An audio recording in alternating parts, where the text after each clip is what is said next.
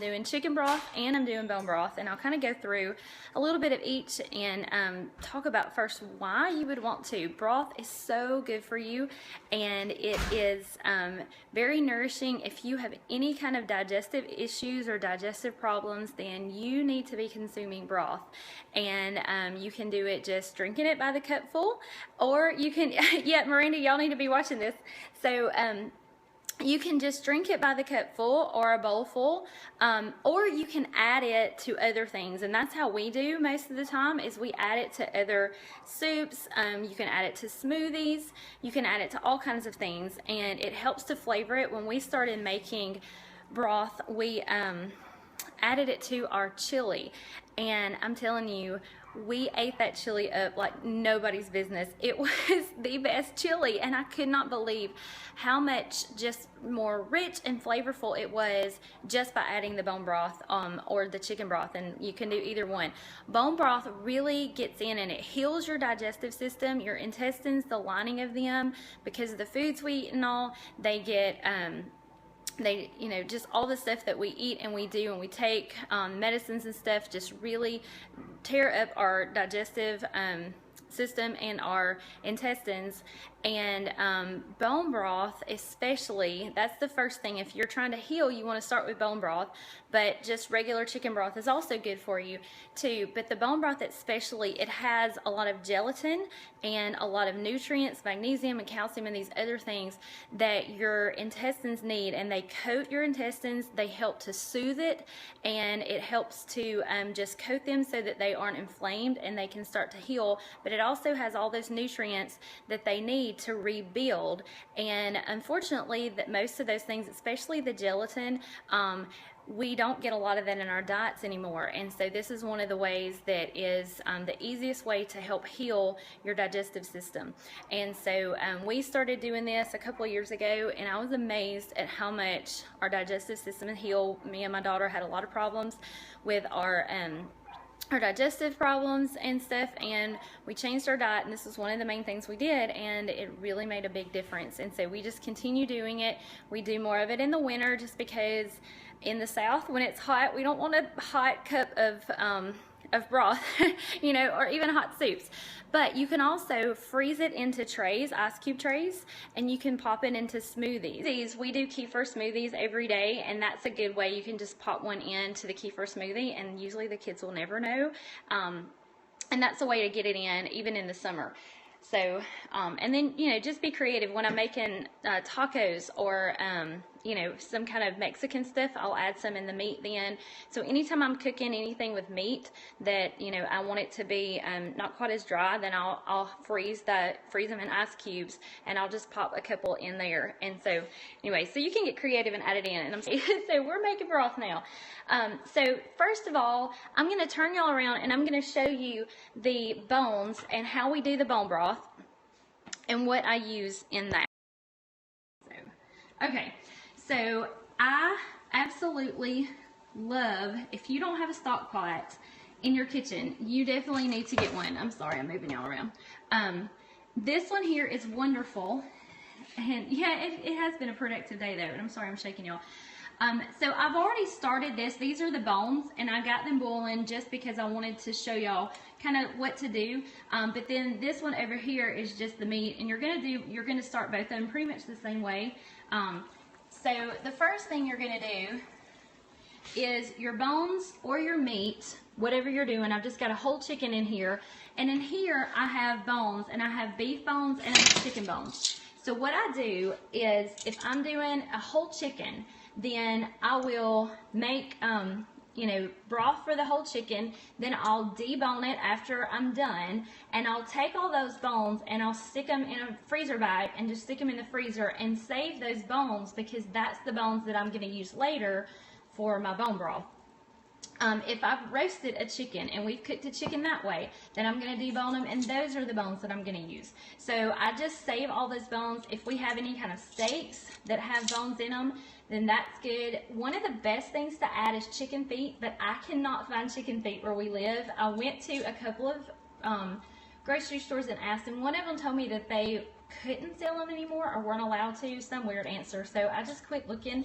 So unless you have some kind of specialty meat place or maybe some kind of Oriental market, then it may be hard to find, or unless you know someone who has chickens or you have your own. So so that's the chicken. And here's a chicken broth kind of hack. I'm horrible at setting meat out to thaw before I do stuff, and so sometimes I'll just stick it in here and it's still frozen and we'll go from there. And that's how I did this one. It was still frozen and we've gone from there. And the bones are definitely, they've been frozen, and I just stick them in and we go from here. Now obviously this does not look very appealing right now, but you're gonna put the bones in and put the meat in. You can add vegetables if you want to both of them. Typically I don't add vegetables to my meat. I am gonna add a few this time. I'm sorry, I don't usually add vegetables to my bones, but I do to my meat broth, just the chicken broth, and but you can add vegetables to each. So that's what I'm gonna do now, and I am going to, let's see, you know what, let me try, I'm sorry, I'm gonna turn y'all sideways and see. I have a new tripod and I'm trying to figure out how to use it and fix it so y'all can see. All right, so that looks good. So I'm gonna go ahead and add just some onions in here, and I love garlic, so I do add a lot of garlic. You can add it whole. The one thing that you do want to do is you want to crush it first and obviously peel it. So I have some crushed garlic here. When you crush the garlic, it releases the allicin, which is the main ingredient in garlic that you really want. That's that powerhouse that fights infection and all that kind of stuff. So we're going to throw a couple of those in there, and let's see. Then we're going to add some to the other.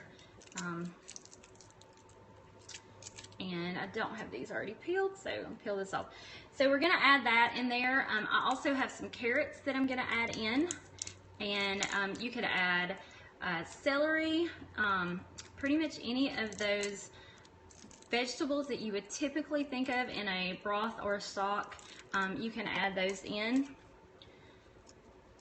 But again, if you don't want to add any, then that's fine too. It's just going to add flavor. The bone broth does not have as much flavor as the meat, the chicken broth will. And so that's usually why I typically don't add as much of the vegetables in, just because I know it's not going to, it just has a little bit of a different flavor.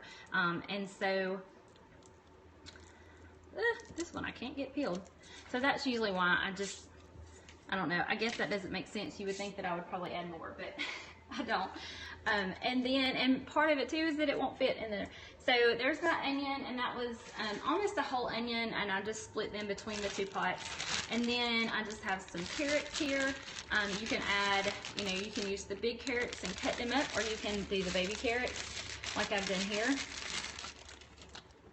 And I'm just gonna add a few in there, and I'm gonna, put the rest in here, if they will come out. All right. Now, this is what I wanted to show you. So the bones that I'm using, again, I told you most of these are going to be chicken bones. And if you look, if you've ever deboned a chicken, that's what it is. It's just all those bones. As many as I can. And, you see still some meat on there, so it's okay if it still has some of the meat on there.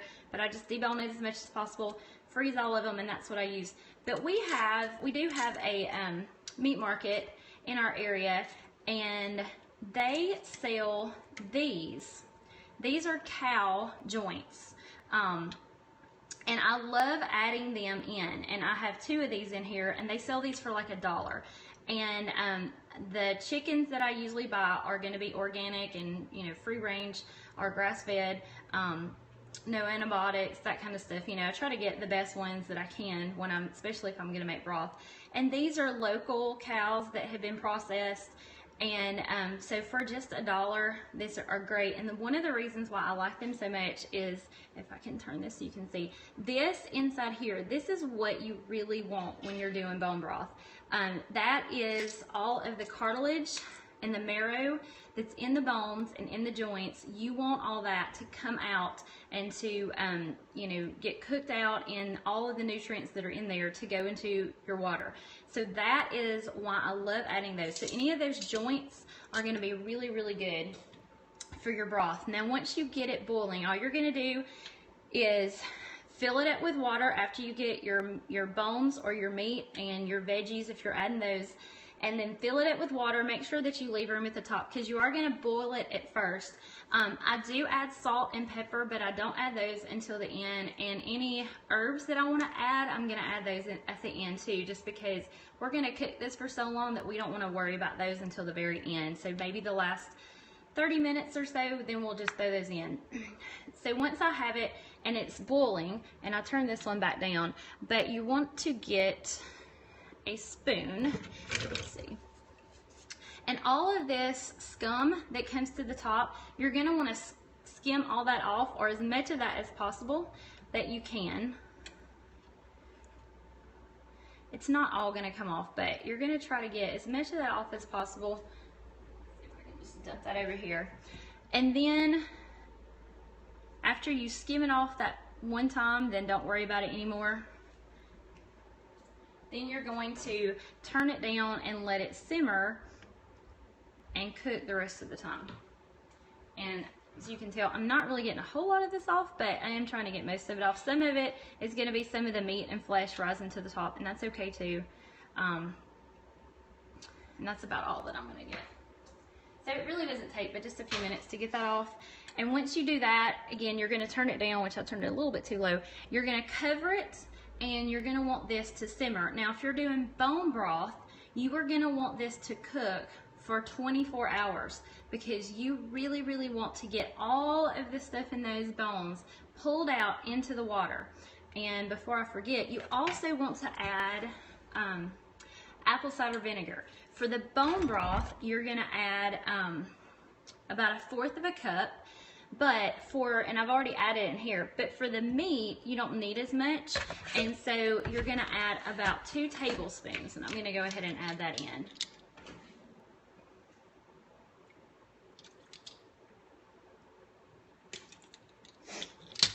And that just helps break down those bones and helps to get more of those nutrients extracted out and pulled out into the water. So then this one I haven't started at all. All I had done was put the chicken in it in the water. So I'm going to turn it on and get it boiling. Let's see if I can turn it correctly. And I'm going to go ahead and cover that just so that it'll boil quicker. And let me show you.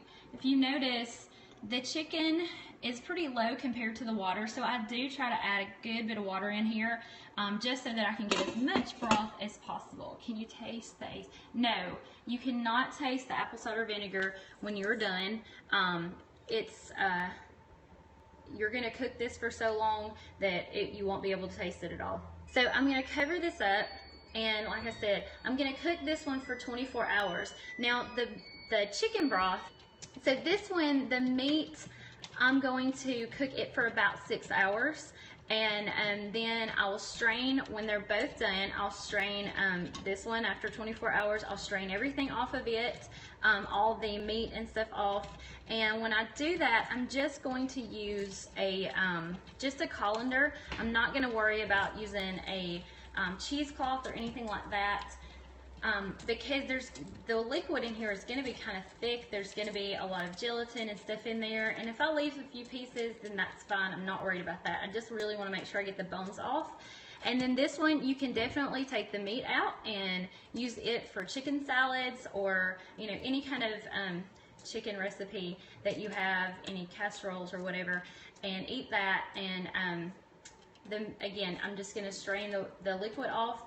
And when I finish, I put mine in these and store them. I'll just freeze them, or this. I love these containers, but I've had trouble. I don't know if you can see. the light is not, anyway, there's a crack right there, and I think I have 2 or 3 of these that have cracked. So I like these containers just because they do seal good, and they're a little bit more sturdy than the other ones, but the lids have cracked on me. I still use them though. The reason I love these 2 pots is because both of these can go in the oven. So to cook something for 6 hours is not that bad. So typically I'll be home for 6 hours and I can cook that. But for the bone broth that has to cook for 24 hours, I don't like to leave my house with my oven going. I don't like to go to bed with my oven going. So what I will do is, especially this pot here, because it is the enamel, it's the cast iron with the enamel coated, I can put this one in the oven and it retains the heat very well. The other one can go in the oven too. It's just not the iron pot, but it can still go in the oven. So what I can do if I need to leave, if I can't be home long enough to cook these, or like the bone broth, if it's gonna cook overnight, what I can do is I can put it in the oven and turn my oven on a low temperature and keep them warm enough to keep, you know, cooking and extracting the nutrients out of the bones without actually having to keep my stove going. And so that's one thing that I like about these pots, and that's one reason I like using them. So I can just stick it down in there, don't have to worry about it. I can leave the oven on low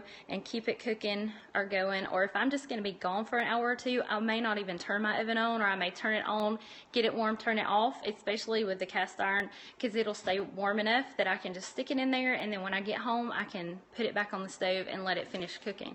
So that's several things that I've done, because sometimes it's hard. Sometimes we're, you know, who's got 24 hours to stay by the stove, right? So that is that's a few tips and tricks that I do when I'm making the bone broth, and even sometimes what I've done to do the just the chicken broth itself. And that's pretty much it. So I'm just gonna let these cook, and even, you know, if you notice, my whole stove is taken up by this, which typically I don't make both on the same day. But if you need to cook a meal and your stove is taken up by your broth, then you can also do that. You can just stick it in the oven, you know, pop it back out when you're finished cooking, and then keep going. And that way it doesn't have to stop and you can keep cooking it. But that's all I'm gonna do. So it's done and ready, and I'm just gonna let it do its thing and finish up. And tonight I will pull out the chicken and I'll pour that up, and then tomorrow afternoon I'll pour off the bones and have bone broth and have chicken broth. And one last tip is I would definitely make sure I label them.